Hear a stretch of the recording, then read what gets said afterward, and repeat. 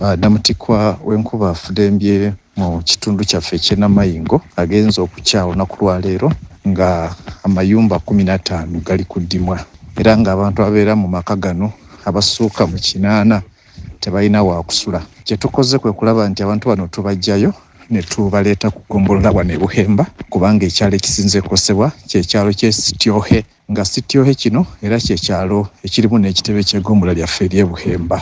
Ebintu nga emisiri gy'emmere, ebintu by'omu maka, amasowaani, amasefulya omufumbibwa emmere, ebikozesebwa mu bulamu obwa bulijjo ng'emifaliso n'ebyokwebika eby'okusulako byonna mukoka yabyonoonye ne kireka abantu baffe nga bali mu mbeera mbi.